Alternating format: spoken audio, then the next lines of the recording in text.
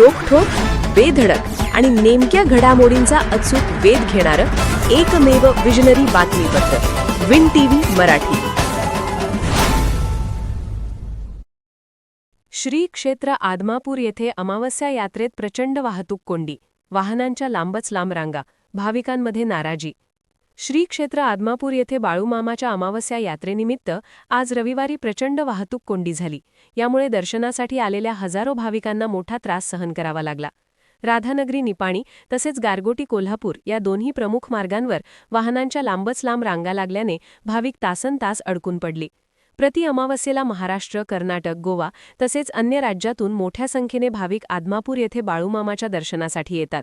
पूर्वीपासूनच येथे वाहतुकीची समस्या गंभीर असून ती सोडवण्यासाठी उड्डाणपूल उभारण्यात आला आहे. मात्र अनेक भाविक लवकर दर्शन घेण्याच्या उद्देशाने उड्डाणपुलावर तसेच रस्त्याच्या दुतर्फा वाहने उभी करत असल्याने वाहतूक कोंडीत भर पडत आहे. पार्किंगची व्यवस्था उपलब्ध असतानाही नियमांकडे दुर्लक्ष होत असल्याचे चित्र आहे. राधानगरी निपाणी मार्गावर नव्याने तयार करण्यात आलेल्या रस्त्याच्या दोन्ही बाजूंना गटारे बांधण्यात आली असून त्यावर सिमेंट कॉन्क्रीटचे उंचवटे किवण्यात आले आहेत. पूर्वी हे उंचवटे नसल्याने वाहने गटारालगत उभी राहत होती. सध्या मात्र उंचवट्यांमुळे वाहने थेट रस्त्यावर उभी राहत असून त्यामुळे वाहतुकीस अडथळा निर्माण होत आहे. याबाबत प्रशासनाने ठोस उपाययोजना करणे गरजेचे असल्याची भावना भाविकांमधून व्यक्त होत आहे. प्रत्येक अमावस्या तसेच रविवारी येथे वाहतूक सुरळीत राहण्यासाठी कडक नियोजन आवश्यक आहे. यासाठी देवस्थान प्रशासनाने शासकीय यंत्रणेला योग्य सहकार्य करणे गरजेचे आहे. प्रशस्त पार्किंगसाठी खरेदी केलेल्या जागा सोयीसुविधांसह विकसित करून वापरात आणणे अत्यावश्यक असल्याचे भाविकांचे म्हणणे आहे.